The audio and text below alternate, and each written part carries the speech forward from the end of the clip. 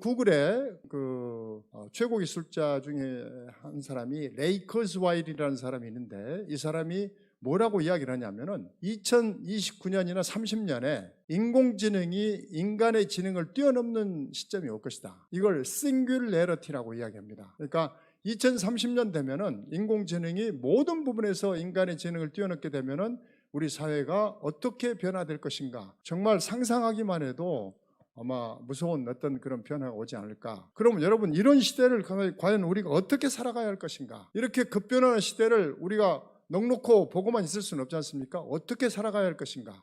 그런 주제로 제가 여러분들한테 몇 말씀 올리려고 합니다.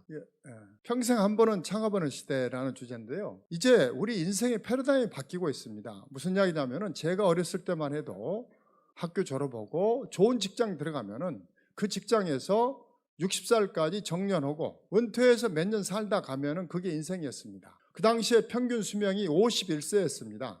환갑잔치가 있었던 시절이죠. 지금은 환갑잔치가 없죠. 그러나 그 당시에는 60살까지 산 것만 해도 아주 대단해서 마을이 온통 잔치를 해주던 그런 시절이었죠. 근데 지금은 어떻습니까? 지금 대학을 졸업하고 우리 젊은이들이 좋은 직장이라고 들어가 본들, 거기서 오래 버티면, 정말로 운이 좋아서 오래 버티면 20년 버티는 겁니다. 그래서 나이 한 50에서 55세 정도 되면은 거기서 밀려나는 거죠. 직장이 없어지든지 아니면 밀려나든지. 요즘에 베이비 부머 세대라고 여러분들 많이 들어보셨죠? 그분들이 나와서 옛날같이 수명이 짧을 때는 그냥 퇴직금 받아서 몇 년 살다 가면 됐는데, 수명이 이게 어마어마하게 길어졌어요. 얼마나 우리가 오래 살게 될지를 알 수 없을 정도로 수명이 길어지고 있습니다. 그 레이 커스와일이 이야기하는 싱귤레러티 시점을 2030년이 지나면은 우리 수명은 우리가 상상할 수 없는 정도로 길어질 것이다고.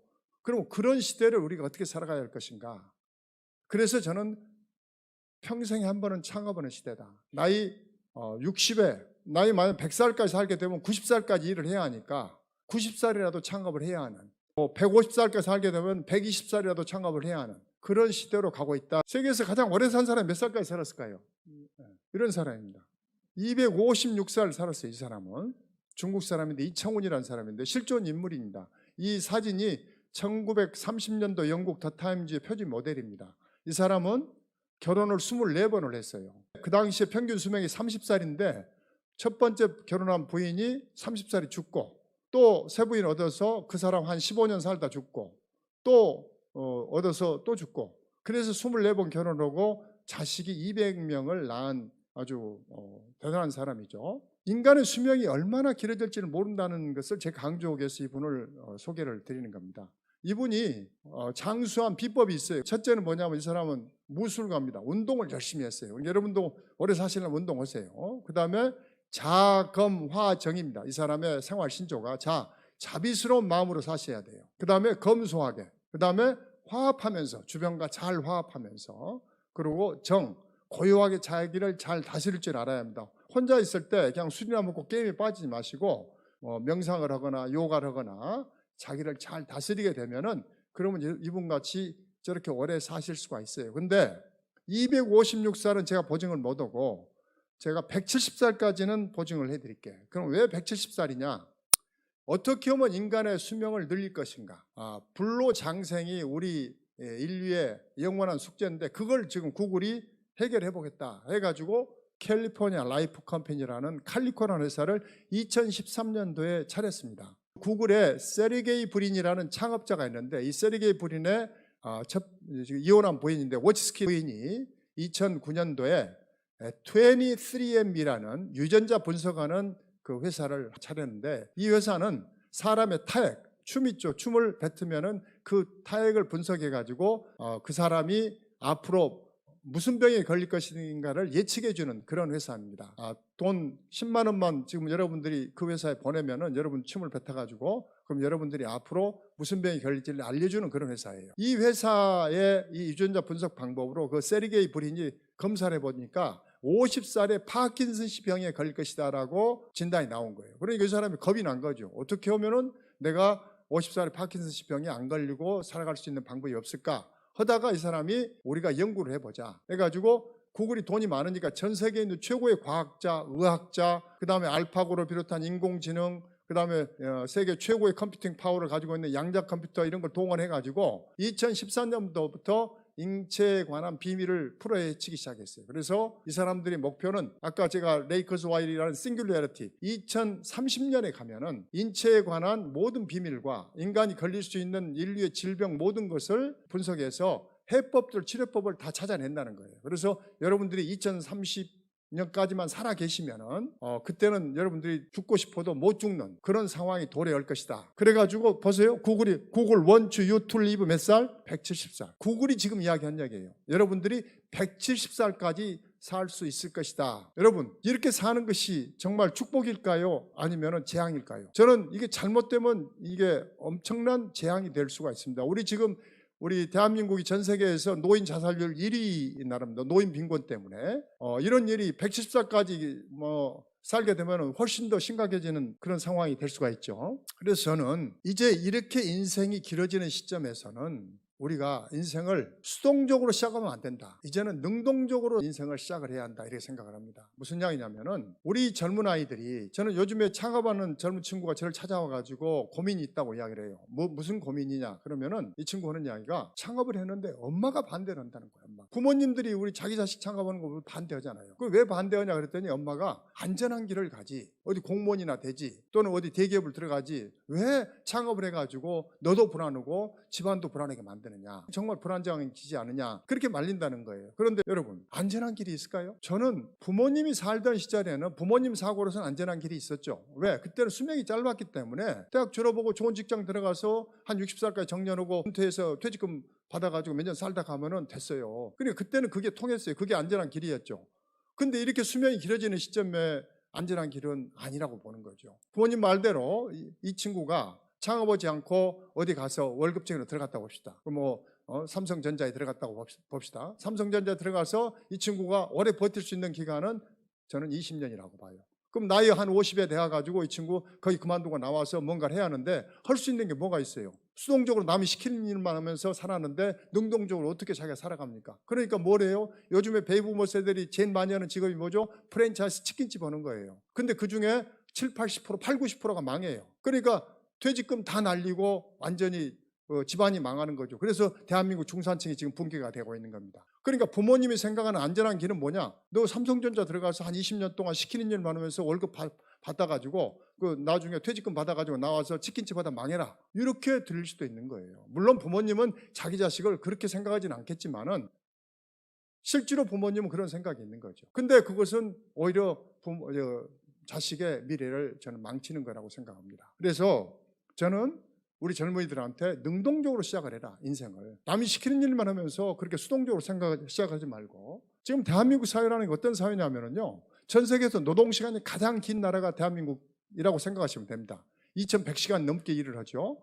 지금 유럽, 독일 같은 나라는 지금 전 세계에서 경제가 제일 잘 나가는 나라인데 독일이 1300시간 일을 합니다. 그러면 국민소득이 더 누가 높아야죠? 국민소득이 독일이 더 높습니다. 1300시간 일을 하고 45,000불인데 우리는 2100시간 일을 하고 27,000불입니다. 이거 뭐가 잘못됐죠? 독일 사람이 우리보다 머리가 좋은가요? 아닙니다. 전 세계에서 머리가 제일 좋은 민족이 대한민국 사람입니다. 대한민국이 평균 IQ가 105입니다.